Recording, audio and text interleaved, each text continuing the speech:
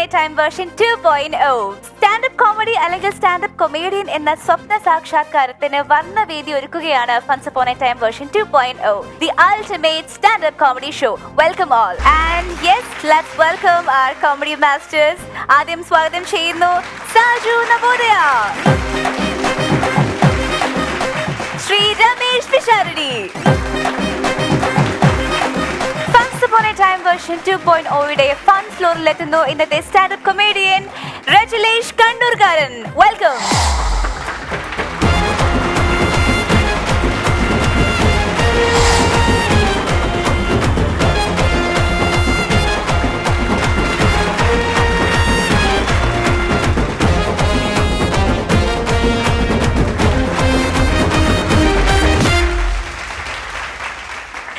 രജിലേഷ് കണ്ണൂർകാരൻ, സ്വാഗതം. ഞാൻ പല പേരുകളോടും ചേർന്ന് സ്ഥലപ്പിരിവ് കണ്ണൂർകാരൻ, പാലാക്കാരൻ എന്നൊക്കെ കേട്ടിട്ടുണ്ട്. എന്താ അതങ്ങനെ ഇടുന്നതാണോ അതോ വാട്ട് ഈസ് ഇറ്റ് അബൌട്ട്? ഞങ്ങൾക്ക് ഒരു യൂട്യൂബ് ചാനൽ ഉണ്ട്, ഫോക്സ് TV. അപ്പോൾ അതിൽ ഞങ്ങൾ അത്യാവശ്യം കണ്ണൂർ ഭാഷയിൽ വീഡിയോ ചെയ്യും. അങ്ങനെ എന്നെ കണ്ണൂർ ജില്ലക്ക് പുറത്തുള്ളവരൊക്കെ വിളിക്കുന്നത് കണ്ണൂർക്കാരൻ മാത്രമാണ്. അങ്ങനെ വന്നതാണത്. ഓക്കെ, എന്തായാലും രജിലേഷ് പെർഫോമൻസിലേക്ക് കിടക്കാം. All the best. എല്ലാവർക്കും നമസ്കാരം. എൻ്റെ പേര് റിജിലേഷ് കണ്ണൂർക്കാരൻ. ഇനി എൻ്റെ നാടേടിയാന്ന് പ്രത്യേകം പറയണ്ടല്ലോ, എന്നാലും പറയാം, കണ്ണൂരാന്ന്. അപ്പോൾ ഇവിടെ വന്നതും കണ്ണൂരിനെ കുറിച്ചും കണ്ണൂരിലെ നാടൻ ഭാഷാ ശൈലികളെ കുറിച്ചും പറയേണ്ടിയിട്ടാ. കീഞ്ഞോ പാഞ്ഞോ കേരി ഊര് ബൂ, അയ്യോൻ്റെ അപ്പ ഉയ്യൻ്റെ അപ്പ എന്തല്ലാപ്പ. നോക്കണ്ട രമേശ് ചേട്ടാ, ഇതെല്ലാം നമ്മളെ കണ്ണൂരിലെ ഭാഷയാണ്. നമ്മൾ പരസ്പരം സംസാരിക്കുന്ന ഭാഷയാണ് ഇതൊക്കെ. നിങ്ങളെല്ലാം നാട്ടിൽ പല ആൾക്കും പല കടിച്ചാ പൊട്ടാത്ത പേരുകൾ ഉണ്ടാവും അല്ലേ? വലിയ വലിയ പേരുകളൊക്കെ ഉണ്ടാവും അല്ലേ? ഒരു പേര് പറയാം, പുത്തൻ വീട്ടിൽ ശ്രീധരൻ നായർ. കുറച്ച് വലിയ പേരാ അല്ലേ? ഈ പേരൊക്കെ നമ്മൾ കണ്ണൂരുകാരെ കടിച്ച് മുറിച്ച് കയ്യിലങ്ങ് തരും. നമ്മുടെ കണ്ണൂരിൽ ഈ പുത്തൻ വീട്ടിൽ ശ്രീധരൻ നായർ എത്തുമ്പോഴേ അത് ആരാവും എന്നറിയോ? പുത്തൻ്റെ വീട്ടിലെ ചീരാട്ടെ. എൻ്റെ നാട് കണ്ണൂർ ജില്ലയിലെ ചക്കരക്കൽ ടൗണോട് ചേർന്നുള്ള മുതുകുറ്റി എന്നൊരു ഗ്രാമമാണ്. അപ്പോൾ ഈ മുതുകുറ്റി നാട്ടിൽ അല്ലേ വേണ്ട, നിങ്ങൾ എൻ്റെ വീട്ടിൽ വന്നിട്ട് എൻ്റെ അമ്മയോട് ചോദിക്കണം, അമ്മേ ഈ റിജിലേഷ് കണ്ണൂർക്കാരൻ്റെ വീട് അറിയോന്ന്. എൻ്റെ അമ്മ കുറഞ്ഞതൊരു 4 വട്ടമെങ്കിലും ചിന്തിക്കും. എന്നിട്ട് പറയുന്ന മറുപടി ഇങ്ങനെയായിരിക്കും, ഉയ് അതാരേനു അപ്പാ, അനക്കറിഞ്ഞൂടെ ഇവരെ, നിങ്ങൾ അപ്പുറം എങ്ങാറ്റം പോയിട്ട് ചോദിക്കുന്ന് പറയും. ആരാ പറയുന്നത്? എന്നെ പെറ്റ എൻ്റെ അമ്മ. നേരെ മറിച്ചിട്ട് നിങ്ങൾ എൻ്റെ നാടായ മുതുകുറ്റിയിൽ വന്നിട്ട് പറയാ ഈ കൂറ്റമ്പേത്ത കുട്ടുവിൻ്റെ വീട് ഏതാ എന്ന് ചോദിച്ചു കഴിഞ്ഞാൽ ഇല്ല, അവർ കൈയും പിടിച്ചിട്ട് നിങ്ങൾ എൻ്റെ വീട്ടിലെത്തിക്കും, എൻ്റെ നാട്ടുകാർ. അതുപോലെ തന്നെ ഈ 70-80 കാലഘട്ടങ്ങളിലും മലയാള സിനിമയിൽ ശാലീന സൗന്ദര്യം തുളുമ്പി നിന്ന ഒരു നായിക ഉണ്ടായിരുന്നു, ശാരദ. ഈ ശാരദ നമ്മുടെ കണ്ണൂരുകാരി ശാരദയെ വിളിക്കുന്ന ഒരു ശൈലിയുണ്ട്. അണേ ചാരേ, നീ ഇന്ന് പണിക്ക് വരുന്നില്ലേ? മുതൂറ്റി ബൈലില് ഭയക്കലാന്ന് വരുന്നുണ്ടായി ബാങ് ബായ്. വല്ലതും മനസ്സിലായോ? ഈ ശാരദ കണ്ണൂരെത്തിയപ്പോൾ ചാരയായി മാറി. അതാണ് സംഭവം. പിന്നെ അവരോട് പറയുന്നത് ജോലിക്ക് വരാനാ, വയല് വെട്ടിത്തെളിക്കാനുണ്ട്, പെട്ടെന്ന് വരാനാ പറയണേ. എന്താ പറഞ്ഞത്? അണേ ചാരേ, മുതൂറ്റി ബൈലാന്ന് പണി ഭയക്കല് ബായിങ് പോരിന്ന്. അതുപോലെ തന്നെ നിങ്ങളുടെയൊക്കെ നാട്ടിൽ ആരെങ്കിലുമൊക്കെ അഡ്രസ്സ് ചോദിച്ചു വന്നു കഴിഞ്ഞാൽ നിങ്ങൾ അഡ്രസ്സ് പറഞ്ഞു കൊടുക്കുന്ന ഒരു ശൈലിയുണ്ട്, ഒരു രീതിയുണ്ട്. ആ ചേട്ടാ, ഇവിടുന്ന് നേരെ പോവാ, അവിടുന്ന് ഇച്ചിരി വലത്തോട്ടേക്ക്, പിന്നെ ഇടത്തോട്ട്, പിന്നെ കിഴക്കോട്ട്, അങ്ങനെയൊക്കെ പറഞ്ഞു കൊടുക്കും. പക്ഷെ ഞങ്ങൾ കണ്ണൂരുകാർ ഇത്ര നീട്ടി വലിക്കാനൊന്നും നിൽക്കില്ല. നമ്മൾ പറഞ്ഞു കൊടുക്കുന്ന ഒരു ശൈലിയുണ്ട്. ആ ഇവരെ ഈലൂട്ട കീഞ്ഞിട്ട് അതിലൂട്ട കയറിയാല് വലത്തെ ഭാഗത്ത് ബാലാട്ടൻ്റെ കൊപ്പരപ്പീടിയുണ്ട്. കൊപ്പരപ്പീടിയൻ്റെ പള്ളക്കൂട്ടന്നെയുള്ള പെരിയമ്പലിനെ അങ്ങ് പോയാൽ മയ്യപ്പ ഇങ്ങളാടി എത്തൂ. ഇനിയൊരു കഥ പറയാം. ഇപ്പോൾ ഞാൻ പറഞ്ഞല്ലോ, കണ്ണൂരിൽ പല വിളിപ്പേരുകളുണ്ട്. അപ്പോൾ ഞാനും എൻ്റെ സുഹൃത്തുക്കളൊക്കെ ചേർന്നിട്ട് ശബരിമലക്ക് പോകുമ്പോൾ ബസ്സിലെ ഗൈഡ് പറഞ്ഞു, സന്നിധാനത്ത് ഇപ്പം നല്ല തിരക്കുള്ള സമയമാണ്, അതുകൊണ്ട് എല്ലാവരും ഒന്ന് പരസ്പരം പരിചയപ്പെട്ടിട്ട് ഒന്ന് മനസ്സിലാക്കി വെക്കുന്നത് നല്ലതാണ്. അതുകൊണ്ട് ഓരോരുത്തരായിട്ട് മുന്നിൽ വന്നിട്ട് പരിചയപ്പെടുത്തണം, സെൽഫായിട്ട് ഇൻട്രൊഡ്യൂസ് ചെയ്യണം എന്ന് പറഞ്ഞു. അങ്ങനെ ഓരോരുത്തരായിട്ട് പരിചയപ്പെടുത്താൻ തുടങ്ങി. രാജേഷ് വന്നു, രജീഷ് വന്നു, ശ്രീകേഷ് വന്നു, നികേഷ് വന്നു, അങ്ങനെ ഒരുപാട് ഷീമാര് വന്നു. ഈ ഷീകന് ഒരു പ്രത്യേകത ഉണ്ട്. എന്താണെന്നറിയോ? ഒരു കാലത്ത് കണ്ണൂർ ജില്ലയിൽ ഉദിക്കുന്ന പേരുകളുടെ ഒക്കെ അവസാനം ഷീ എന്ന അക്ഷരത്തിലായിരുന്നു അവസാനിച്ചിരുന്നത്. അതുപോലെ തന്നെ പേരിന്റെ അവസാനം ഷീ ഉള്ള ഞാനും ചെന്ന് പരിചയപ്പെടുത്തി. എൻ്റെ പേര് റിജിലേഷ്, ഞാൻ മുതൂറ്റി എന്ന് പറഞ്ഞ സ്ഥലത്ത് നിന്നാ വരുന്നത്, തേപ്പിന്റെ പണിയാന്ന്. ഇത്രയും നല്ല കോട്ടും ഗെറ്റപ്പിൽ വന്നിട്ട് തേപ്പിന്റെ പണി എന്ന് പറയുന്ന ആദ്യത്തെ ഒരാൾ ചിലപ്പോൾ ഞാനായിരിക്കും. ഇനി പറയാൻ പോകുന്നത്, എന്നെ ഇൻട്രൊഡ്യൂസ് ചെയ്തിട്ട് ഞാൻ എൻ്റെ സീറ്റിൽ വന്നിരുന്നു. എൻ്റെ തൊട്ടടുത്തുള്ള പുള്ളിക്കാരൻ ചെന്ന് പരിചയപ്പെടുത്തി. പുള്ളിക്കാരൻ പരിചയപ്പെടുത്തിയത് ഇങ്ങനെയായിരുന്നു, ഞാൻ കോയിന്നേ കൈക്കോട്ടിൻ്റെ എല്ലാം പണിയാന്ന്, അഥവാ വൈതെറ്റി പോയിട്ടുണ്ടെങ്കിൽ പോകുമ്പോൾ അന്യം കൂട്ടണമെന്ന്. പുള്ളിക്കാരൻ്റെ യഥാർത്ഥ പേരെന്താണെന്ന് വെച്ച് കഴിഞ്ഞാൽ ഗോവിന്ദൻ എന്നാ പുള്ളിയെ എല്ലാരും വിളിക്കുക. ഗോയിന്നാട്ടാന്നാ, ഗോയിന്നൻ. അതുകൊണ്ട് പുള്ളി ഈ വിളിപ്പേര് നാട്ടിൽ നിന്ന് എല്ലാവരും വിളിക്കണ വിളിപ്പേര് സെൽഫായിട്ട് അങ്ങ് ഇൻട്രൊഡ്യൂസ് ചെയ്തു. പുള്ളിയുടെ യഥാർത്ഥ പേര് പുള്ളി അങ്ങ് മറന്നും പോയി. ഇതാണ് സംഭവം. നമ്മൾ കണ്ണൂരുകാർ, രമേശ് ഏട്ടാ, നമ്മൾ കണ്ണൂരുകാർ, ഞാനിപ്പോൾ രമേശ് ഏട്ടാന്ന് വിളിച്ചു.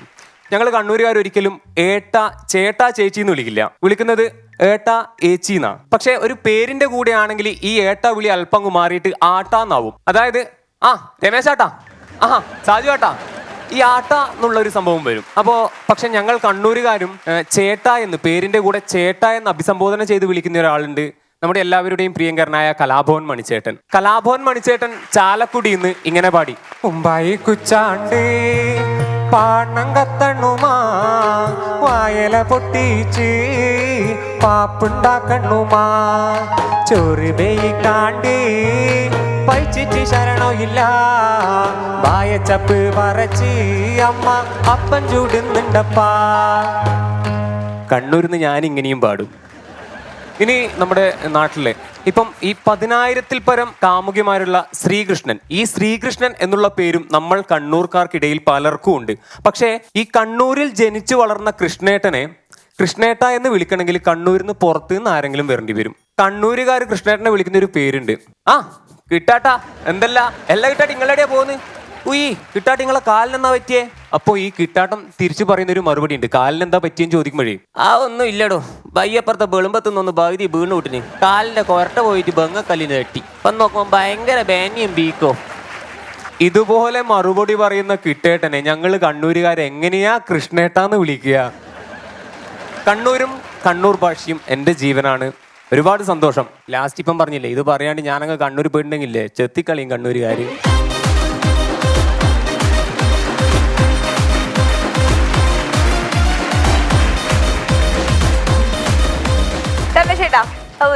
രജിലേഷ് വേറെ ജില്ല തൊട്ടില്ലെന്നുള്ളതാ. ഇടയ്ക്ക് ഒരു റെഫറൻസിന് ചാലക്കുടി ഒരു വാക്ക് പറഞ്ഞു എന്നുള്ളത് മാറ്റി നിർത്തുക. രജിലേഷ് കണ്ണൂർക്കാരൻ കണ്ണൂർ എന്ന് പറയുന്ന ഒരു ജില്ലയെ കെട്ടെന്ന് കറങ്ങി അവിടുത്തെ ഭാഷയുമായിട്ട് അവിടുത്തെ തമാശകളുമായിട്ടൊക്കെയാണ് വന്നിരിക്കുന്നത്. കണ്ണൂര് തുമ്പിക്ക് അച്ചുകണി എന്ന് പറയുന്നത് അറിയോ? കണിയാമ്പച്ചി എന്ന് പറയും. കണിയാമച്ചി തുമ്പിക്ക് അങ്ങനെ പറയുന്നത് എന്താ പറയാ, കുട്ടികളെ പറഞ്ഞു പഠിപ്പിക്കുന്ന വാക്കുകളാ. അത് ഞാൻ ചെറിയ കുട്ടിയായിരുന്നപ്പോ കേട്ടിട്ടുള്ള കാര്യം തന്നെയാ പറഞ്ഞത്. പറഞ്ഞു പഠിപ്പിക്കുന്ന ആരെ അപ്പൂപ്പന്മാരെ പറഞ്ഞു പഠിപ്പിക്കാൻ പറ്റുമോ? അതെ, തുമ്പി എന്ന് പറഞ്ഞു പഠിപ്പിക്കുന്നതിനേക്കാൾ നല്ല കണിയാമച്ചി എന്നാണ് പഠിപ്പിക്കുന്നത്. കണ്ണൂർ ഭാഷ നിങ്ങൾ വളരെ ഗംഭീരമായിട്ട് അതിന്റെ പല പ്രയോഗങ്ങളും ഒക്കെ പറഞ്ഞു. നല്ല രസമായിരുന്നു. രജിലേഷേ, എനിക്ക് ഭയങ്കര അത്ഭുതം തോന്നിയിട്ടാ. കാരണം കണ്ണൂർ ഭാഷ പറയുന്നതിന്റെ കൂടെ തന്നെ ഇവിടുത്തെ ഭാഷ ഭയങ്കര കറക്റ്റ് ആയിട്ട് പറയുന്നുണ്ട്. ഇവിടുത്തെ നല്ല ശരിക്കും എവിടെയാ സ്ഥലം? അത് ഞാൻ അത്യാവശ്യം സ്റ്റേജ് പ്രോഗ്രാംസ് ഒക്കെ ചെയ്യുന്ന ഒരാളാണ്. അപ്പോ കേരളത്തിൽ ഒട്ടുമിക്ക സ്ഥലത്തും പ്രോഗ്രാം ചെയ്തിട്ടുണ്ട്. അരിമേടിക്കണമെങ്കിൽ ഈ ഭാഷ സംസാരിക്കണം അല്ലേ? അതാണ്, ഏങ്കറായിട്ടൊക്കെ പോകും. അപ്പൊ അതുകൊണ്ടാണ് ഞാൻ വ്യക്തമായിട്ട് പറയേണ്ടത്. അതെ, കണ്ണൂർ ഭാഷ സംസാരിച്ചു കഴിഞ്ഞാൽ മറ്റു ജില്ലകളിലൊക്കെ പോയി കഴിഞ്ഞാൽ അവർക്ക് മനസ്സിലാവില്ലല്ലോ. അതുകൊണ്ട് അല്ല, കണ്ണൂർ വന്നാലും ചിലവർ എത്ര പെർഫെക്റ്റ് ആയിട്ടുള്ള ഭാഷ പറഞ്ഞാലും അവരുടെ ഒരു ഭാഷയുടെ ഒരു അംശം അതിനകത്തും ഒരു മൈന്യൂട്ടായിട്ട് കയറി ഇറങ്ങിപ്പോവും. മജീഷ്യൻ സാമ്രാജ് സാറ് മാജിക് കാണിക്കുമ്പോൾ ഒരു ദിവസം ഞാൻ നോക്കുമ്പോൾ പുള്ളി ഭയങ്കര സീരിയസ് ആയിട്ട് അച്ചടി ഭാഷ പറയുന്നതിനിടയിൽ പുള്ളിയുടെ ഭാഷ കയറി വന്നു. മാജിക്, ഇത് വളരെ അപകടം പിടിച്ച ഒരു മാജിക്കാണ്. ഇത് നിങ്ങൾ വീട്ടിൽ പോയി ചെയ്യാൻ പാടുള്ളതല്ല. അങ്ങനെ ശ്രമിച്ചാലും നിങ്ങൾക്കത് ഒക്കത്തില്ല. നന്നായിരുന്നട്ടാ, ഗംഭീരമായിരുന്നു. താങ്ക് യു ചേട്ടാ. രജിലേഷ്, നല്ല കമന്റ്സ് ആയിരുന്നു, നല്ല പെർഫോമൻസ് ആയിരുന്നു. വീണ്ടും വരണം. Thank you so much. And now we have the stand-up comedian Ansu AKP from Kodungalur.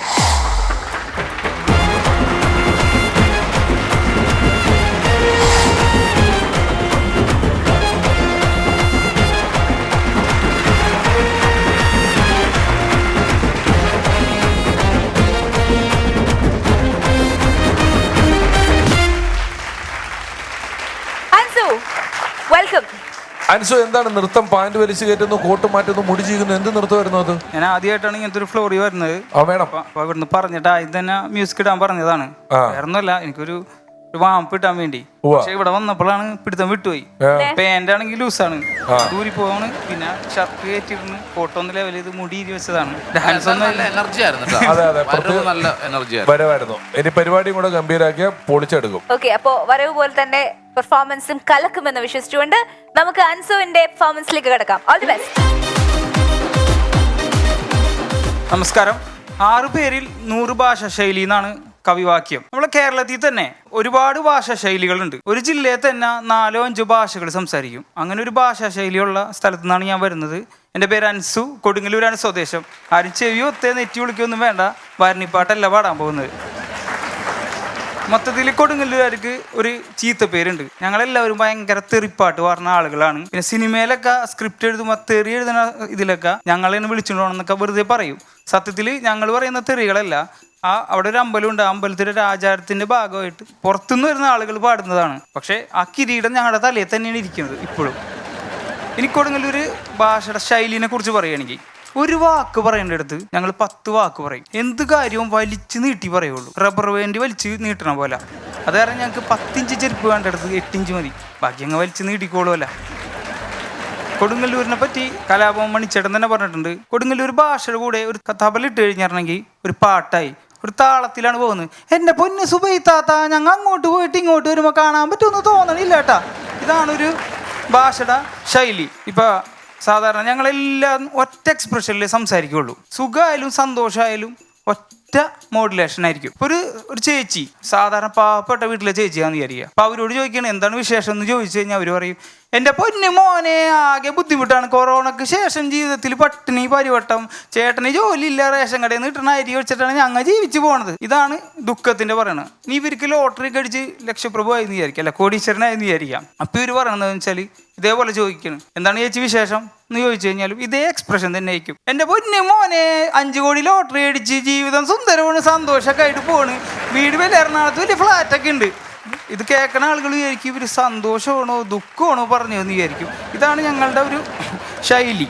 ഒരു ആക്സിഡൻറ്റ് സംഭവിച്ചെന്ന് വിചാരിക്കുക. ഇപ്പം രമേശ് ചേട്ടൻ്റെ ഒക്കെ ഇവിടെ നാട്ടിലൊക്കെ ഒരു ആക്സിഡൻറ്റ് സംഭവിച്ചു, ചേച്ചിയുടെ തലയിൽ തേങ്ങ വീണു, എങ്ങനെയായിരിക്കും പറയണം? ഓട്ടോ ഡ്രൈവറെ വിളിക്കായിരിക്കും, രതീഷ വേഗം വായോ, ഹോസ്പിറ്റലിൽ അർജന്റായിട്ട് പോകണം എന്ന് പറഞ്ഞ് കട്ട് ചെയ്യും. പക്ഷെ കൊടുങ്ങല്ലൂരുകാർ വിളിച്ചു പറയുകയാണെങ്കിൽ ഇങ്ങനെ ആയിരിക്കൂല. എൻ്റെ പൊന്നി രതീഷ്, ഞാനും രമണി ചേച്ചിയും കൂടെ മീൻ വാങ്ങാൻ വേണ്ടി സുലൈമാൻകാടെ വീട്ടിൽ പോയി. സുലൈമാൻകാടെ വീട്ടിൽ ഇപ്പോൾ അവിടെ മീനൊന്നുമില്ല. ഞങ്ങൾ അവിടെ നിന്ന് വരുന്ന സമയത്ത് സുമതി വല്യമ്മയുടെ വീടിൻ്റെ അവിടെ നിന്ന് സംസാരിച്ചുകൊണ്ടിരിക്കുകയായിരുന്നു. ആ സമയത്ത് ഇങ്ങനെ പറഞ്ഞ് അങ്ങോട്ട് പോയി 10 മിനിറ്റ് കഴിഞ്ഞിട്ടായിരിക്കും പൊന്നു രതീഷ് വേഗം വായോ തലയെ തേങ്ങ വീടെന്ന് പറയണത്.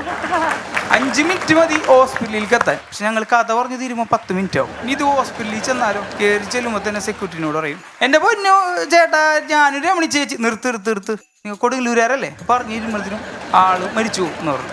ഇത് കൊണ്ടുപോയി അവിടെ ചെന്ന് ഡോക്ടർ പരിശോധിച്ച് കാര്യങ്ങളായിട്ട് തിരിച്ചു വരുമ്പോൾ ഡോക്ടർ പറയും ഒരു 10 മിനിറ്റിന് മുമ്പ് കൊണ്ടുവരായിരുന്നെങ്കിൽ ആളെ ജീവൻ രക്ഷപ്പെടുത്തായിരുന്നു എന്ന് പറയും. ഇതാണ് ഇതുപോലെ ഞങ്ങളെല്ലാം വലിച്ചു നീട്ടി പറയുന്ന കാരണം ഞങ്ങളുടെ ഒരു സാധാരണ ഫോൺ ബില്ല് എല്ലാവർക്കും 100 രൂപയാണ് വരുന്നതെന്ന് വിചാരിക്കാം. ഞങ്ങൾക്കൊരു പൂജവും ചേർത്ത് 1000 രൂപ വരും. എന്താണ് അത്രയും പറയാനുണ്ടല്ലോ കഥകൾ. പിന്നെ ഇത് വലിച്ചു നീട്ടി പറയുന്ന ഇനി ഞങ്ങൾ സിമ്പിളായിട്ട് പറയുന്ന കുറച്ച് കാര്യങ്ങളുണ്ട്. സിമ്പിളായിട്ട് പറയുന്നതെന്ന് വെച്ച് കഴിഞ്ഞാൽ എല്ലാവരും ഞാൻ 2 പ്രാവശ്യം ഇവിടെ ഓഡീഷന് വന്നു എന്നായിരിക്കും പറയുന്നത്. പക്ഷെ ഞങ്ങൾ പറയും ഞാനിവിടെ 2 പ്രാവശ്യം വന്നിട്ടാ. പിന്നെ അതേപോലെ കൊടുങ്ങല്ലൂരിൽ നിന്ന് തൃശ്ശൂർക്ക് പോണ ബസ് ഉണ്ട്, അതിലാ ക്ലീനർ വിളിച്ചു പറയുന്നത് ഇങ്ങനെയായിരിക്കും, തൃശ്ശൂർ ഇങ്ങനെയല്ല, ചൂര്. ഇത് കൊടുങ്ങല്ലൂരുള്ളവർക്ക് മാത്രം മനസ്സിലാവുള്ളൂ. ചൂരെന്നാണ് കേൾക്കുന്നത്. കൊടുങ്ങല്ലൂർ ഒരു പ്രശ്നം നടക്കണം, ഒരു കത്തിക്കുത്ത് കേസ് നടന്ന്. അപ്പൊ ജഡ്ജി കൊടുങ്ങല്ലൂരുകാരാണ് ജഡ്ജി. ഇത് സാക്ഷി പറയാൻ വന്ന ആളും കൊടുങ്ങല്ലൂരുകാരാണ്. അവിടെ കൂട്ടിക്കൊണ്ട് നിർത്തിയേക്കാണ്. അപ്പൊ ജഡ്ജി ചോദിക്കുന്ന ആളോട് അറിയുന്ന ആൾ, എൻ്റെ പൊന്നു മോനെ നീ എപ്പോ വന്നടാ? ജഡ്ജി ഒരിക്കലും അങ്ങനെയൊന്നും ചോദിക്കില്ല, കൊടുങ്ങല്ലൂരുകാരായതുകൊണ്ട് അങ്ങനെയൊക്കെ ചോദിക്കും. ഇയാള് പറഞ്ഞു ഞാൻ കണ്ടു ഇങ്ങനെയൊന്നും പറയേണ്ട ആവശ്യം. പൊന്നു ചേച്ചി ഞാൻ കണ്ടു, ഞാൻ 1 മണിക്ക് കൃത്യം 1 മണിക്ക് അങ്ങോട്ടും ഇല്ല ഇങ്ങോട്ടും ഇല്ലാണ്ട് സെക്കൻഡ് അങ്ങോട്ടും ഇല്ല ഇങ്ങോട്ടും ഇല്ലാണ്ട് അയാള് ഇവനെ കുത്തി, രതീഷിനെ കുത്തി എന്ന് പറയും. അപ്പൊ ജഡ്ജി ചോദിക്കും, എൻ്റെ പൊന്നു മോനെ നീ വാച്ച് പോലും കെട്ടാത്ത നീ എങ്ങനെയാണ്ടാ ഇത്ര കൃത്യസമയം പറഞ്ഞത്? അപ്പൊ ഈ പുള്ളി, എൻ്റെ പൊന്നു വല്യമ്മയെ നിങ്ങൾ എന്ത് കൊടുങ്ങല്ലൂരുകാരാണ്? കൊടുങ്ങല്ലൂരത്തെ സൈറിനടിക്കണ മണ്ണി ഊഞ്ഞാലാടാനല്ല വെച്ചേക്കണത്. സത്യത്തിൽ എൻ്റെ പെർഫോമൻസ് 2 മിനിറ്റ് ഉണ്ടായിരുന്നുള്ളൂ. ഞാൻ പറഞ്ഞു വലിച്ചു നീട്ടി 5 മിനിറ്റ് ആക്കിയതാണ്. നമസ്കാരം.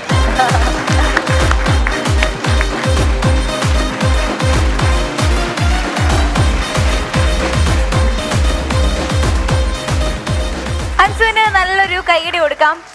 കൊടുങ്ങല്ലൂർകാരുടെ ഭാഷാ ശൈലി രീതിയൊക്കെ വളരെ രസകരമായിട്ട് ഇവിടെ അവതരിപ്പിച്ചു. ഞങ്ങൾക്ക് ഇഷ്ടമായി. നമുക്കിനി ചേട്ടന്മാരുടെ കമന്റ്സ് എന്താന്നുള്ളത് കേൾക്കാം. രമേശ് ചേട്ടാ. അൻസു, ഞാൻ പലപ്പോഴും പറഞ്ഞിട്ടുണ്ട്, ഇപ്പൊ ആളുകൾ തമാശയെ വളരെ വൈകാരികമായിട്ട് എടുക്കുന്ന ഒരു കാലഘട്ടമാണ്. നമ്മളിപ്പോ കൊടുങ്ങല്ലൂരുകാരുടെ ഭാഷ ഇങ്ങനെ 2 കൊടുങ്ങല്ലൂർ പറയും ഞങ്ങളിങ്ങനെ അല്ലല്ലോ എന്ന് പറയും. അല്ലെങ്കിൽ വേറെ ഏതെങ്കിലും ഒരു നാട്ടുകാരൻ അങ്ങനെ അല്ലല്ലോ എന്നൊക്കെ പറയും.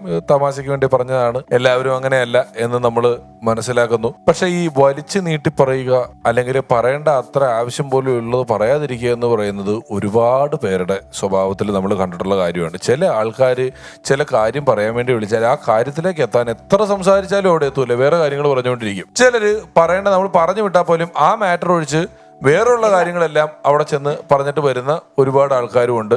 നിങ്ങൾ അത്തരത്തിലുള്ള ഒരുപാട് പേരുടെ റെഫറൻസുകൾ പറഞ്ഞുകൊണ്ടാണ് കൊടുങ്ങല്ലൂരുകാരുടെ കാര്യമൊക്കെ പറഞ്ഞിട്ടുള്ളത്. കൊടുങ്ങല്ലൂർ വളരെ ചരിത്ര പ്രാധാന്യമുള്ള ഒരു സ്ഥലമാണ്. അറിയാലോ അല്ലേ കൊടുങ്ങല്ലൂരിന്റെ ചരിത്ര പ്രാധാന്യം എന്താന്നൊക്കെ ഉള്ളത്? ഒന്നൊന്ന് പറഞ്ഞു നോക്കട്ടെ.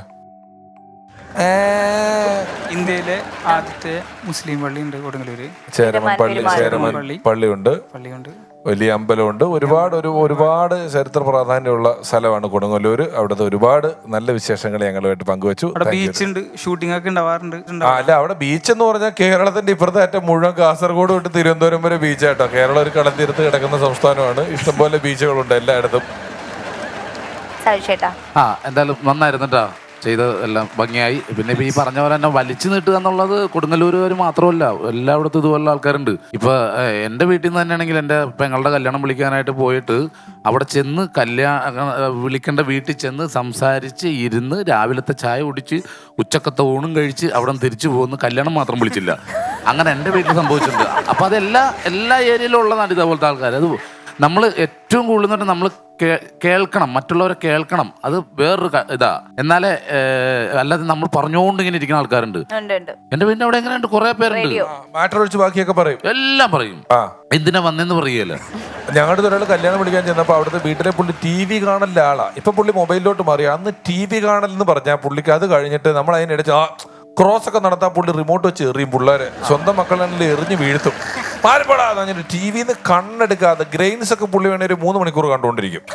പരിപാടി ഉണ്ട് പിന്നെ പറയണ്ട, ഒരനക്കം കിട്ടിയാൽ മതി. കണ്ണെടുക്കാതെ കുളിച്ചു രാവിലെ ഞായറാഴ്ചയൊക്കെ രാവിലെ ഇരുന്നാൽ രാത്രി വരെയൊക്കെ ഇരുന്ന് TV കാണും. അപ്പൊ ഈ ഞായറാഴ്ച ദിവസം മാത്രമേ പുള്ളി വീട്ടിൽ കാണുള്ളൂ. പുള്ളിനെ അല്ലെ സന്ധ്യയായി TV കാണാം. പുള്ളിനെ കല്യാണം വിളിക്കാൻ വേണ്ടി ഒരു കുട്ടി എന്ന് വീട്ടിൽ കയറാൻ ഭാര്യ പറഞ്ഞു, ചേട്ടൻ TV കണ്ടോണ്ടിരിക്കുക. ഈ പുള്ളി കുറെ നേരം അടുത്തിരുന്ന് കല്യാണം വിളിക്കാൻ വേണ്ടിയിട്ട് അതെ ഇങ്ങനെ ഇരിക്കാണ്ടൊരു പുള്ളി പോന്ന്, അടുത്ത ഞായറാഴ്ച പിന്നെയും പോന്ന്, അടുത്ത ഞായറാഴ്ച പിന്നെയും പോന്ന്. എന്ത് ചെയ്ത് വളരെ വേണ്ടപ്പെട്ട ബന്ധുക്കളെ വിളിക്കാൻ പറ്റണില്ല. അതിന്റെ അപ്പുറത്തെ ഞായറാഴ്ച ഈ പുള്ളി TV കണ്ടോണ്ടിരുന്നപ്പോ ഈ പുള്ളി TV കൂടെ വന്നിട്ട്, മോനൻ ചേട്ടാ മോളുടെ കല്യാണമാണ്, 100-600 രൂപ മുടക്കി കേബിൾ TVക്കാർക്ക് പൈസ കൊടുത്തിട്ടാ ഞാൻ ഇതിനകത്ത് വന്നത്, നിങ്ങൾ വന്നോ വന്നോന്ന് അല്ലാണ്ട് വേറെ വഴിയില്ല. കേബിൾ TVയുടെ പ്രാദേശിക ചാനലിൽ പോയി ഷൂട്ട് ചെയ്ത് അതിലേ വന്ന് കല്യാണം വിളിച്ചിട്ട് പോയിട്ടുണ്ട് ആൾക്കാര്. കുറെ ആൾക്കാരുണ്ട് അങ്ങനെ, ഇഷ്ടം പോലെ ആൾക്കാർ. മാത്രമല്ല വലിച്ചു കിട്ടാൻ ഞങ്ങളും എല്ലാം മിടുക്കന്മാരാ. സ്റ്റാൻഡപ്പ് കോമഡി ഇന്റീരിയറിന്റെ ഒരു സെയിൽസ് ഇന്റീരിയറിന്റെ സെയിൽസ് ആണ് സാധനങ്ങള്. ഇന്റീരിയർ ഡെക്കറേഷൻ എന്ന് പറഞ്ഞാൽ നല്ല കാശ് കിട്ടുന്ന പരിപാടി കേട്ടോ. പലരും ചെയ്യണ്ട്. പല ആൾക്കാരും ഇപ്പൊ വെറുതെ വെള്ള പെയിന്റ് അടിച്ചു വെച്ചിട്ട് ഇത്രയും മതി എന്നൊക്കെ പറഞ്ഞ് 2 ലക്ഷം രൂപയൊക്കെ മേടിച്ചോണ്ട് പോകുന്ന ആൾക്കാരുണ്ട്. അപ്പോൾ അൻസു നല്ല പെർഫോമൻസ് ആയിരുന്നു, ഞങ്ങൾ എല്ലാവരും ആസ്വദിച്ചു. വീണ്ടും കാണാം. All the best.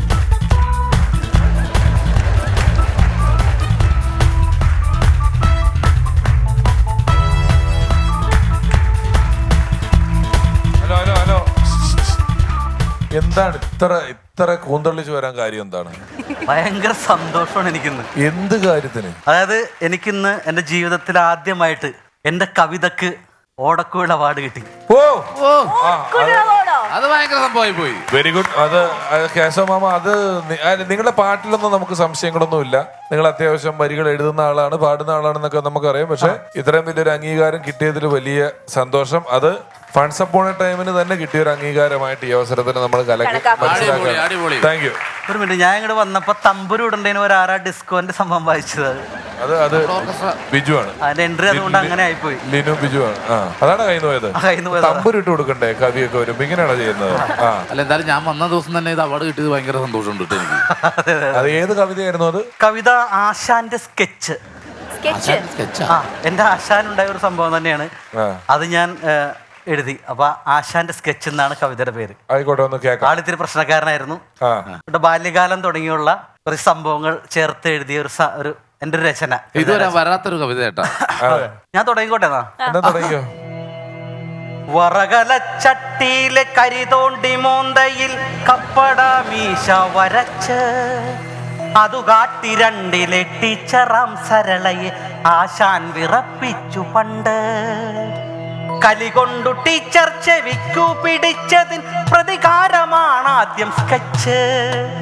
കരികൊണ്ടു ബാത്റൂമിൽ സ്കെച്ചിട്ടു, അത് പിന്നെ കൊട്ടേഷനായി വളർന്നു. കാൽ വെട്ടുവാൻ 2, കൈ വെട്ടുവാൻ 4, തല വെട്ടുവാൻ 8 ലക്ഷം. കൊട്ടേഷൻ അല്ലെങ്കിൽ തലയെല്ലാം മുടി വെട്ടും, അതിന് 50 കൂലി വാങ്ങൂ. അതുമില്ലിൽ കോൺട്രാക്ടർ അവറാന്റെ കൂട്ടത്തിൽ വാർക്കപ്പണിക്കങ്ങ് പോകും. പൊരിയുന്ന വെയിലത്ത് ചട്ടി ചുമന്നിടും തെല്ലുളുപ്പില്ലാത്ത ആശ, തെല്ലുളുപ്പില്ലാത്ത ആശ. സ്കെച്ചിട്ടു സ്കെച്ചിട്ടു സ്കെച്ച് കൊണ്ടിട്ടിന്റെ പണി കിട്ടിയ ആശാക്കിരിപ്പായി. ആശാനറിയാതെ നാട്ടുകാർ സ്കെച്ചിട്ടു ദേഹത്തിനൊരുപാട് സ്റ്റിച്ച്. ആശാന്റെ ദേഹത്തിലൊരുപാട് സ്റ്റിച്ച്.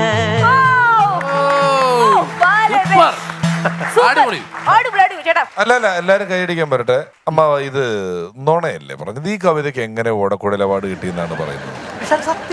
ഇല്ല ഇല്ല ഇല്ല ഇല്ല ഇല്ല കിട്ടില്ല. അല്ല, ആ കാര്യത്തിൽ ഞാൻ അമ്മാവന്റെ പക്ഷത്താട്ടെ. അല്ല കിട്ടില്ല. ഇത്ര വൃത്തിയായിട്ട് ഞാൻ കാര്യം ഞാൻ പറഞ്ഞോട്ടെ, അത് എന്റെ വാക്കുകൾ അത് കേട്ടു. ഷാരടി എന്റെ വീടിന്റെ അടുത്ത തുഷാര ആർട്സ് ആൻഡ് സ്പോർട്സ് ക്ലബിന്റെ വാർഷികത്തിന് ഞാൻ ഈ കവിത പാടിയിട്ട് ആ ക്ലബ്ബുകാർ എനിക്ക് തന്നതാണ് ഈ ഓടക്കുഴല്. ക്ലബ്ബുകാര് തന്നെയാണ് ഓടക്കുഴൽ അവാർഡ്. സംശയം ഉണ്ടെങ്കിൽ കൊണ്ടുവന്നിട്ടുണ്ട് സാധനം. ഇങ്ങനത്തെ ഓടക്കുഴൽ.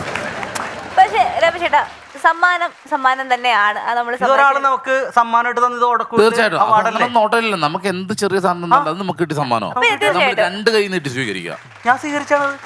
ആയിക്കോട്ടെ, കുഴപ്പമില്ല. എനിക്ക് തന്നതാ വേദിയിലിട്ട്. എനിക്ക് ഇഷ്ടപ്പെട്ടിട്ടാ.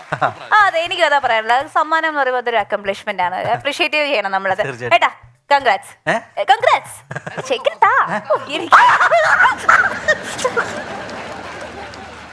എന്താ ഇത്? എന്റെ പൊന്നുമോളെ, ഞാൻ ഈ കവിത അവിടെ സ്റ്റേജിൽ നിന്ന് പാടിയപ്പോഴുണ്ടല്ല, ആ കമ്മിറ്റിക്കാരെ കൂടി വന്നിട്ട് ഒരു പാക്കറ്റ് കർപ്പൂരം എന്റെ ഈ കൈവെള്ളയിൽ വെച്ചിട്ട് ഒരു കത്തിച്ച്. എന്നിട്ട് ഞാൻ അവിടെ ഓയിൽമെന്റ് വരട്ടിയൊക്കെ ഇരുന്ന് നിറച്ച്. അതാണ് അയക്കുന്നത് അല്ലേ? കഴിയാപ്പൊക്കോളൂ, അത് കുഴപ്പമില്ല. അത് നിക്ക് വേണ്ട. ഇത് വെച്ചങ്ങോട്ട് തുടച്ചോ. ഇത് വെച്ച് തുടച്ചോ. കവിത വെച്ച് തുടച്ചോ, കുഴപ്പമില്ല. അല്ല, കവിത എന്തായാലും പാടി അവാർഡ് കിട്ടിക്കഴിഞ്ഞാൽ തുടച്ചോ, കുഴപ്പമില്ല. പേടിയാവേണം എനിക്കിത്. ഇനി സത്യം പറഞ്ഞാല് ഇത് ഓടക്കുഴലല്ല കേട്ടാ. ഈ കൈ പൊള്ളിയതിന് ശേഷമേ ഒരു ആശ്വാസത്തിന് വേണ്ടി ഊതാനെടുത്ത കുഴലാണത് ഞാൻ. ആണോ? ഇത് വെച്ച് ഊതിയിട്ടാണ് ഞാൻ പയ്യെ ആശ്വസിക്കുന്നത്. ഇപ്പൊ ഒന്നുകൂടി കൂടിപ്പോയി.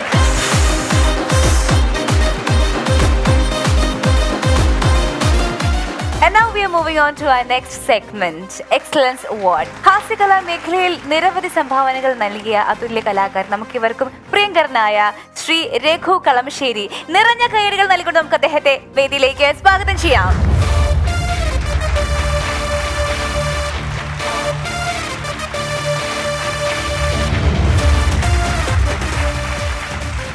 രഘുചേട്ടൻ ഒരു കേന്ദ്ര ഗവൺമെന്റ് ഉദ്യോഗസ്ഥനാണെന്നുള്ളത് അറിയാവോ? അറിയില്ല, എനിക്കറിയില്ല.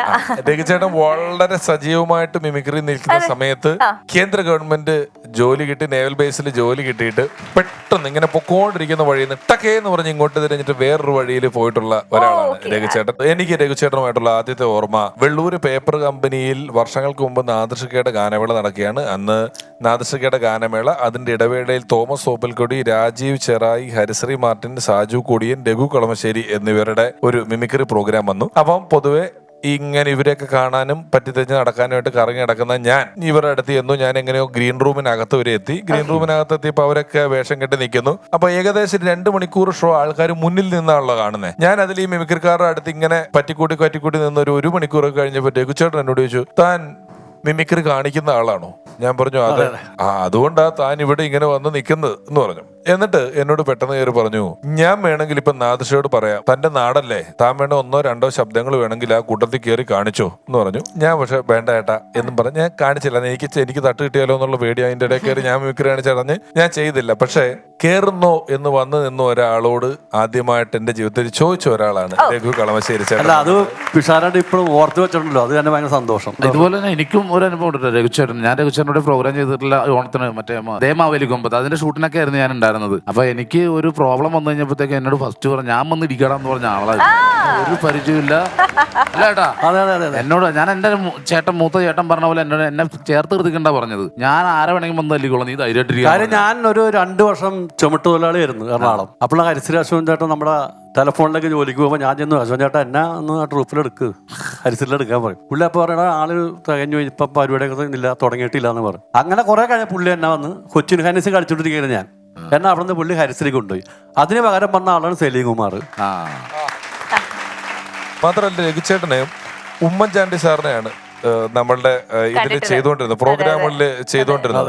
അപ്പൊ അവിടെ സ്വാതന്ത്ര്യം, എന്റെ ഒരു സഹോദരൻ സന്തോഷ് സഹോദരൻ നേവൽ ബേസിൽ ജോലി ചെയ്യുന്നുണ്ട്. അപ്പൊ അദ്ദേഹം ഒരിക്കൽ എന്നെ പെട്ടെന്ന് വിളിച്ചിട്ട് ചോദിച്ചു, എടാ ടിവിയിലൊക്കെ ഉള്ള ആള് ദേ ഇവിടെ സ്വാതന്ത്ര്യ ദിനത്തിന്റെ പരിപാടികൾക്ക് തോരണം തൂക്കാനും മറ്റു കാര്യങ്ങൾക്കൊക്കെ വലിയ രീതിയിൽ ഇവിടെ വന്ന് നിൽക്കുന്നു, ഇതിനകത്ത് എങ്ങനെ കയറി പറ്റി? ഞാൻ ഇതിനകത്ത് ആരാണ് എന്ന് ചോദിച്ചു. ഞാൻ പെട്ടെന്ന് ഇന്ന് ഫോൺ കൊണ്ട് കൊടുക്കാൻ പറഞ്ഞപ്പോഴാണ് രഘുചേട്ടൻ ജോലി കിട്ടി അതിനകത്ത് കയറി. അത് കഴിഞ്ഞിട്ടാണ് അടുത്ത ഷൂട്ടിങ്ങിന് വരുമ്പോഴാണ് ഞങ്ങൾക്ക് ലഡുവൊക്കെ കൊണ്ട് തന്നിട്ട് എനിക്ക് ഗവൺമെന്റ് ജോലി കിട്ടി എന്ന് പറയുന്നത്. ഇപ്പൊ ആദ്യം ഫിഷാരുടെ ചേട്ടൻ കണ്ട സമയത്ത് നമ്മള് മറ്റേ പെയിന്റ് അടിയായിരുന്നല്ല, അത് കഴിഞ്ഞ് തോരണം തൂക്കൽ.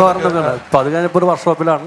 എനിക്ക് രഘുചേട്ടന്റെ പ്രോഗ്രാം ഞാൻ കണ്ടതിൽ ഏറ്റവും ഓർമ്മയുള്ളത് യൂണിവേഴ്സലിന്റെ ഷോയില് ഒരു മരണവീട് കളിക്കുമായിരുന്നു നിങ്ങള്. ആ മരണവീടില് സാധാരണ മരണവീടൊക്കെ നമ്മളൊരു ആംബിയൻസ് ആക്കി സ്കിറ്റ് കളിക്കുമ്പോൾ ചിരി തുടങ്ങാൻ പാടാ, കാരണം ഈ ബോഡിയൊക്കെ വെച്ചിട്ടാണല്ലോ സ്കിറ്റ് കളിക്കുന്നത്. ഈ ബോഡി കൊണ്ടുവച്ച് ആ കർട്ടൻ പൊക്കുമ്പോൾ രഘുചേട്ടൻ ഒരു പെൺവേഷം കെട്ടിയിരുന്നിട്ട് ഒരു കരച്ചിലുണ്ട്. പൊട്ടിച്ചിരിച്ചെന്ന് പറഞ്ഞ ആൾക്കാര് അത് മറ്റേതാണ്. അയ്യോ എന്റെ കടപ്പ് കണ്ട പൊന്നേ, ഇന്നലെ കൂടി ആന പുറത്ത് കയറിയതാണല്ല, അത് ആന പുറത്ത് കയറിയതല്ല, പാറപ്പുറം പറഞ്ഞ ആനയുടെ മുഖത്തിട്ട് കല്ലെടുത്തൊരച്ചതാണ് പൊന്നേ. ഇത് ആ സ്കിറ്റിന്റെ ബാക്ക്ഗ്രൗണ്ട് ആയത്. പലരും വന്ന് പോകുമ്പോഴും ആസ്ഥാനത്ത് വലിയ മന്ത്രി വന്ന് നിശബ്ദമായിട്ട് റീത്ത് വെക്കുമ്പോ അയ്യാ എന്നെ മന്ത്രി ഓടിക്കളയും. അങ്ങനെ അങ്ങനെ ഒരു ഗംഭീര സ്കിറ്റായിരുന്നു രഘുചേട്ടൻ ചെയ്തോണ്ടിരുന്നത്. അശോകൻ ചേട്ടൻ അമരം അശോക ഒരു ചുമ്പർ തരാമോ? കടമായിട്ട് നാളെ തിരിച്ചു തരാം. പിന്നെ എത്ര കാലമായി രഘുചേട്ടൻ ഇത് ചെയ്തിട്ട്? കുറെ ആളെ എന്തായാലും ഏകദേശം കുറെ വർഷമല്ല നടക്കണം. ഇൻഷുറൻസ് ഫസ്റ്റ് കാസറ്റ് ചെയ്യണ ഞാനാ, ഓഡിയോ കാസറ്റിൽ. അത് വേണം പറയാം. തിരുവല്ലാപുരം തിരുവതാ തിയേറ്റേഴ്സിന്റെ പ്രഥമ നാടകമായ ഊരാക്കുടുക്കുകളിൽ അഭിനയിക്കുന്നതിന് വേണ്ടി ഒരമ്മ നടുൽപ്പെടെ 3 വരെ പൊക്കണമെന്നാണ് അട്ടക്കുളർ അഭിചാർ സാർ പറഞ്ഞിട്ടുള്ളത്. ഞാൻ പോയിട്ട് പിന്നെ വരാം. ഒരു സ്റ്റാറുണ്ട് ആലമൂട്. എന്റെ പൊന്നമ്മിണിക്കുട്ടി, നിനക്കൊന്ന് പുറത്തേക്ക് ഇറങ്ങി വരാമോ? നീ പുറത്തേക്ക് ഇറങ്ങി വന്നാൽ നിനക്ക് ഞാനൊരു സാധനം തരാം. ഉമ്മൻചാണ്ടി സാറും കൂടെ ചെയ്തേ.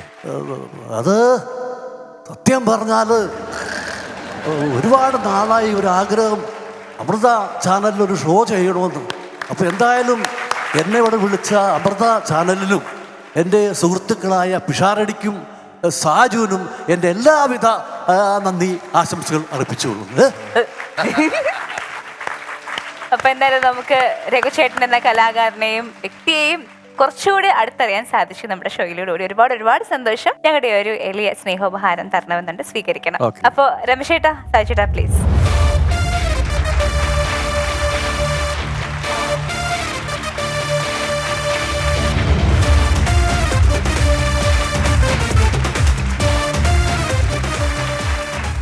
നമ്മളുടെ ഒരു കൂടെയുള്ള ആളുകൾ, നമുക്കൊപ്പം എത്തുന്ന ആളുകൾ, നമ്മൾ കാണുന്ന ആളുകളെല്ലാം നല്ലവരായിരിക്കുക, നല്ല വ്യക്തികളോടൊപ്പമായിരിക്കുക എന്ന് പറയുന്നത് നമ്മുടെ ജീവിതത്തിൽ ഒരു വലിയ ഭാഗ്യമാണ്. കലയിൽ അനുകരിക്കാൻ, സ്വഭാവത്തിൽ അനുകരിക്കാൻ ഞാൻ പലപ്പോഴും ശ്രമിക്കുന്ന ചുരുക്കം ചില ആളുകളിൽ ഒരാളാണ് രഘു കളമശ്ശേരി ചേട്ടൻ. അദ്ദേഹത്തിൻ്റെ ഈ പ്രോഗ്രാമിൽ വന്നതിന് അദ്ദേഹത്തോട് ഈ അവസരത്തിൽ ഒരുപാട് നന്ദി പറയുന്നു. Thank U.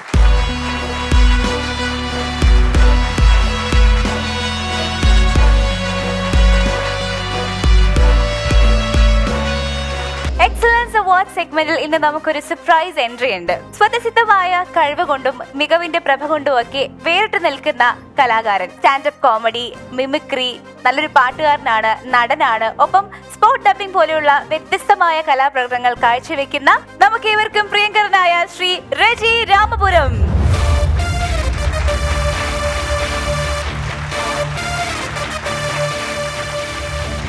റജി നമ്മുടെ ഒരു സ്പെഷ്യൽ എൻട്രി ആയിട്ടാണ് ഇന്നത്തെ ഈ പരിപാടിയിലേക്ക് വന്നേക്കുന്നത്. കാരണം ഒറ്റയ്ക്ക് നിന്ന് വേദികളിൽ വലിയ പൊട്ടിച്ചിരി ഉണ്ടാക്കുന്ന ആൾക്കാരാണ് ഈ പരിപാടികളിൽ മുഴുവൻ വരുന്നത്. അപ്പൊ ചില എപ്പിസോഡുകളിൽ സർപ്രൈസ് ആയിട്ട് ചില ആളുകൾ വരുന്നുണ്ട്.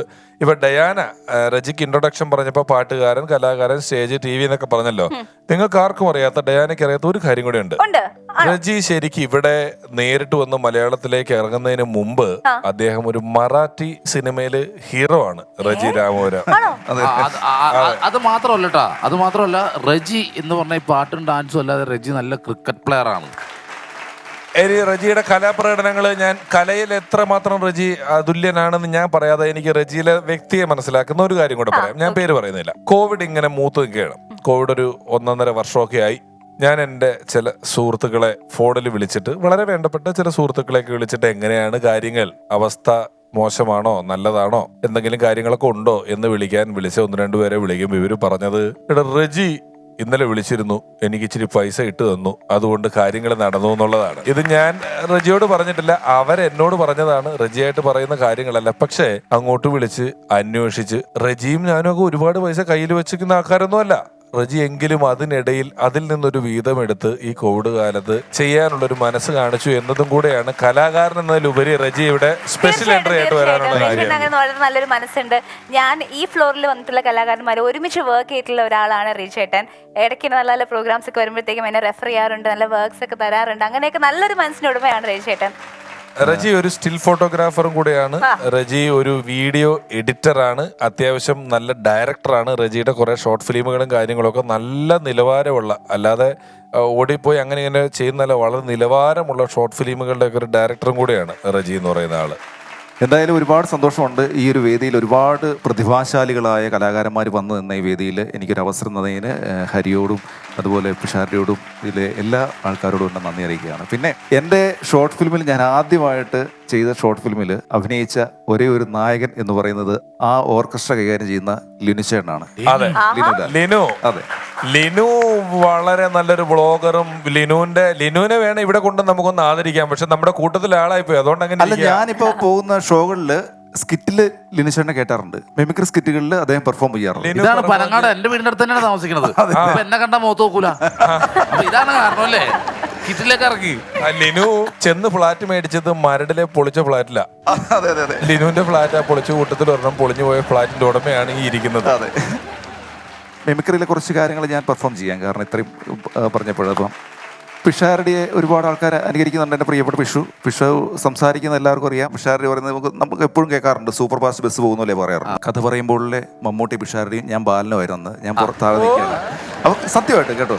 അപ്പോൾ പിഷാരടി സ്റ്റേജിൽ എന്ന് പറഞ്ഞു, എനിക്ക് എൻ്റെ പ്രിയപ്പെട്ട സുഹൃത്ത് റജിയെ പറ്റി ഒരുപാട് കാര്യങ്ങൾ പറയാനുണ്ട്. ഞാനും റജിയും കൂടെ ബോംബെയിൽ ഒരു ഷോയ്ക്ക് പോയപ്പോൾ അവിടെ വെച്ച് എനിക്ക് കഠിനമായ ഒരു തലവേദന ഉണ്ടായി. അതിശക്തമായ തലവേദന കൊണ്ട് ഞാൻ മുഖം പൊത്തി കീഴോട്ട് നോക്കി കിടന്നു കഴിഞ്ഞപ്പോൾ റജി വന്ന് എന്നോട് ചോദിച്ചു, എന്ത് പറ്റി? ദൈവത്തെ പോലെ ഞാൻ അവനെ കൂടി പറഞ്ഞു, എനിക്ക് തലവേദനയാണ്. അവൻ്റെ പോക്കറ്റിൽ നിന്നൊരു ഗുളിക എടുത്തെന്ന് വെച്ച് പറഞ്ഞു, ഈ ഗുളിക കഴിച്ചോളൂ, മാറിക്കോളും എന്ന് പറഞ്ഞു. എന്തായാലും ആ ഗുളിക കഴിച്ചു, എൻ്റെ തലവേദന പോയി. എല്ലാ സുഖപ്രദമായിട്ട് നമ്മളെ പ്രോഗ്രാം ചെയ്തു. ഇനി ഇവിടെ വരാനും ഇവിടെ എല്ലാവരെയും കാണാൻ സാധിച്ചിട്ട് നന്ദി, നമസ്കാരം. പിന്നെ പിഷാരടിയുടെ ഗുരു സലിമേട്ടനെ എനിക്ക് ഒരുപാട് ഇഷ്ടമാണ് ഇമിറ്റേറ്റ് ചെയ്യാൻ. ഇപ്പൊ സാധാരണ സലിമേട്ടൻ സംസാരിക്കാറുള്ളത് അല്ല, അത് ശരിയല്ല. പിഷാരടി പറഞ്ഞത് കറക്റ്റായിട്ട് ഇല്ല. അല്ല, ഞാൻ ഈ ക്യൂൺ എന്ന സിനിമയിൽ സലിമേട്ടൻ വളരെ ഒരു കിടിലൻ രംഗം ചെയ്തിട്ടുണ്ട്. അതിന്റെ ഒരു ചെറിയ ഭാഗം ഞാൻ സാധാരണ സ്പോട്ട് ഡബാണ് ചെയ്യുന്നത്. അപ്പൊ അത് ഞാൻ അല്ലാതെ ചെയ്യാം. ഒരു പെൺകുട്ടിയെ ക്രൂരമായി കൊന്നിട്ടും അത് കോടതിക്ക് മുമ്പിൽ തെളിയിച്ചിട്ടും കോടതി പറയുന്നു അതിൽ അസാധാരണമായി ഒന്നുമില്ലെന്ന്. കഷ്ടം. അല്പം കൂടി ഭംഗിയായി പറഞ്ഞാൽ കോടതി തന്നെ പറയുകയാണ് ഇതൊക്കെ ഈ നാട്ടിൽ സർവ്വസാധാരണമാണെന്ന്. മാറണം, ഈ നിയമങ്ങൾ മാറണം. If the law has to change, yes, നിയമങ്ങൾ മാറണം. Because the Indian constitution gives the all citizen the right to freedom and the right to life. അപ്പോൾ ഇങ്ങനെ ഓരോരോ കുഞ്ഞു കുഞ്ഞു കാര്യങ്ങൾ ചെയ്തു പോകുമ്പോൾ ചിലപ്പോൾ നമ്മൾ ഈ സ്റ്റേജുകളിൽ പെട്ടെന്ന് ആൾക്കാരുടെ ശ്രദ്ധ പിടിച്ചു പറ്റാൻ വേണ്ടിയിട്ട് ചില താരത്തെ ഇമിറ്റേറ്റ് ചെയ്യും. അങ്ങനെ ഷൈജു ദാമോദർ ഞാൻ പലപ്പോഴും ചെയ്യാറുണ്ട്. ഈ ഷൈജു ദാമോദർ പഠിച്ചെങ്ങനെ വെച്ചാൽ ഞങ്ങളുടെ നാട്ടിലെ ഞങ്ങളുടെ മാണിസാറുണ്ട്, പാലായുടെ സ്വന്തം മന്ത്രിയായിരുന്നു മാണിസാർ. അദ്ദേഹം വിട്ടുപിരിഞ്ഞു പോയി. അദ്ദേഹത്തിൻ്റെ ശബ്ദവും ഈ ഷൈജു ദാമോദറുടെ ശബ്ദവും ഏകദേശം ഒരുപോലെയാണ്. എന്ത് പറഞ്ഞാലും എല്ലാവരും പറയും പാലായെ കുറിച്ച് പറയും. പാല എത്ര സുന്ദരമായ നാടാണ് ഞങ്ങളുടെ നാട്. ഇത്രയ്ക്ക് മനോഹരമായ ഒരു നാടുണ്ടോ? ഇതിൽ നിന്നൊരു ശകലം മാറ്റി കഴിഞ്ഞ ഷൈജോമർ അടയാളപ്പെടുത്തുക കാലമേ ഇത്. ഘടികാരങ്ങൾ നിലയ്ക്കുന്ന സമയം. സിംഹരാജാവ് എഴുന്നള്ളൂ. Ronaldo over the ball. It's 3-3. My goodness, what a goal. Beautiful goal. Ronaldo over the ball. ഇനി ഒരു പരീക്ഷണം ഞാൻ ചെയ്യാം. ജോജു ചെയ്യട്ടെ. ജോജു ഞാൻ കേട്ടില്ല, ഇതുവരെ കേട്ടിട്ടില്ല. ആയിക്കോട്ടെ, നോക്കി. അതെന്റെ മറിയല്ലേ എന്ന്. ആയിക്കോട്ടെ, എൻ്റെ അവളുടെ ഇടയിൽ ഒരു മരം ഉണ്ടായിക്കോട്ടെ. അതിൻ്റെ കൊമ്പില് അവളുടെ ഒപ്പം തൂങ്ങി നാടുണ്ട്.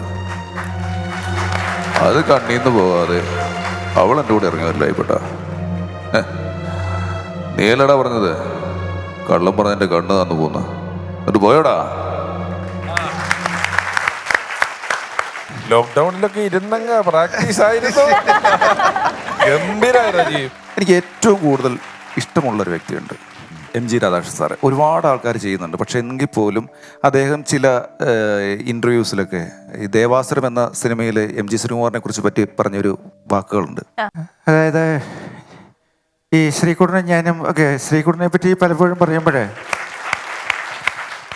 ഞാൻ ദേവാസുരം എന്ന സിനിമ ചെയ്യുന്ന സമയത്ത് അതിൽ ഈ സൂര്യകിരീടം എന്ന ഗാനം, ആ ഒരു ഗാനം ചെയ്യുന്ന സമയത്ത് ശ്രീകുട്ടനോട് ഞാൻ പറഞ്ഞു, ഈ ഗാനം വൃത്തിയായിട്ട് ശ്രീകുട്ടൻ പാടിയാൽ ഞാൻ ചിക്കൻ ബിരിയാണി വാങ്ങിച്ചു തരാം എന്ന് പറഞ്ഞു. അപ്പോൾ ശ്രീകുട്ടൻ അത് വളരെ ഭംഗിയായിട്ട് പാടുകയും ചെയ്തു. അപ്പോൾ അതിൽ എന്നെക്കൊണ്ട് ഒരു പാട്ട് പാടിച്ചു. പക്ഷേ അത് നമുക്കറിയാം, എല്ലാവർക്കും അറിയാം, വന്ദേ മുകുന്ദ ഹരേ. പക്ഷെ ഇപ്പോൾ എനിക്ക് കാവാലത്തിൻ്റെ ഒരു മനോഹരമായൊരു ഗാനമുണ്ട്. അതായത് കറുകറെ കാർമുകിൽ കൊമ്പനാന പുറത്തേറിയെഴുന്നെള്ളും മൂർത്തേ. കറുകറെ കാർമുകിൽ കൊമ്പനാന പുറത്തേറിയെഴുന്നെള്ളും മൂർത്തേ. Thank you. ഒരു പൂ കൊടുക്കാൻ വേണ്ടി നമ്മൾ റജിയെ വിളിച്ചു. റജി ഒരു പൂക്കാലം കൊണ്ട് നമുക്ക് തന്നു. അതാണ് സംഭവിച്ചത്. Thank you, thank you. എന്തായാലും we are really happy and honoured to have you here. ഞങ്ങളുടെ ഒരു ചെറിയ സ്നേഹ സമ്മാനം സ്വീകരിക്കണം. തീർച്ചയായും നൽകാനായിട്ട് രമേശ് ചേട്ടനെയും സായി ചേട്ടനെയും സ്റ്റേജിലേക്ക് ക്ഷണിക്കുന്നു, പ്ലീസ്.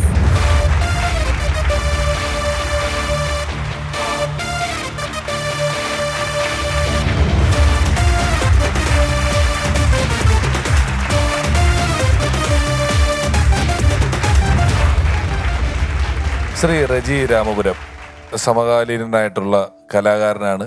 ഒരുപാട് വേദികളിൽ ഒന്നിച്ച് പ്രോഗ്രാം ചെയ്തിട്ടുള്ള ആളാണ്. എന്നും ഏറ്റവും പുതിയതായ എന്തെങ്കിലും ഒന്ന് റജിയുടെ കയ്യിലുണ്ടാവും. ഇപ്പൊ ഇന്ന് നമ്മൾക്ക് വേണ്ടി ജോജുവിന്റെ ശബ്ദം പുതുതായി അനുകരിച്ചു. നിങ്ങൾ 2 മാസം കഴിഞ്ഞ് റജിയെ ഈ ഷോയ്ക്ക് അല്ലെ ഇതുപോലൊരു ഷോയ്ക്ക് വിളിച്ച് റജിയോട് ചെയ്യാൻ പറഞ്ഞാൽ അന്നും എന്തോ ഒരു പുതിയ ഇനം റജിയുടെ കയ്യിലുണ്ടാകും. എന്നും പുതുമകളുമായി പുതിയ പുതിയ ശബ്ദങ്ങളുമായി വേദികളിലെത്തുന്ന കലാകാരൻ. ഒപ്പം ഇതര മേഖലകളിലെല്ലാം അദ്ദേഹം വളരെയധികം പ്രാഗൽഭ്യം തെളിയിച്ചിട്ടുള്ള ഒരാളാണ്. മഹനീയ സാന്നിധ്യം കൊണ്ട് ഈ പരിപാടിയെ ധന്യമാക്കിയതിൽ റജിയോടുള്ള ഫൺസ് അപ്പോൺ എ ടൈം ടീമിന്റെ നന്ദി ഈ അവസരത്തിൽ പറയുന്നു. Thank you. Thank you, thank you.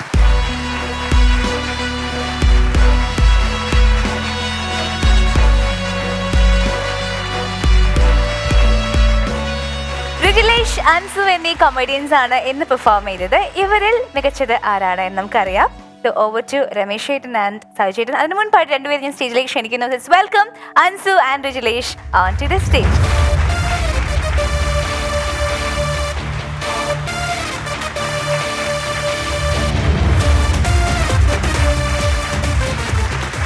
റിജിലേഷ് കണ്ണൂർകാരൻ, അൻസു രണ്ടുപേരും വന്നു. രണ്ടുപേരും പ്രാദേശിക ഭാഷാ വൈജാത്യങ്ങളെ കുറിച്ചാണ് ഇവിടെ ഹാസ്യാത്മകമായി നമ്മളുടെ മുന്നിൽ അവതരിപ്പിച്ചത്. രണ്ടുപേരും അവരവരുടെ അറിയാവുന്ന ഒരു ഭൂപ്രദേശത്തെ ഭാഷയെ കൃത്യമായി നമുക്ക് മുന്നിൽ രസകരമായി അവതരിപ്പിച്ചു. എങ്കിലും കുറച്ചുകൂടെ വേഗതയും കുറച്ചുകൂടെ കൃത്യതയും നമ്മളെ കൂടുതൽ ചിരിപ്പിക്കാനുമായത് റിജിലേഷ് കണ്ണൂർക്കാരനാണ്. ഇന്നത്തെ ബെസ്റ്റ് പെർഫോമറായി അദ്ദേഹത്തെ തിരഞ്ഞെടുക്കുന്നു.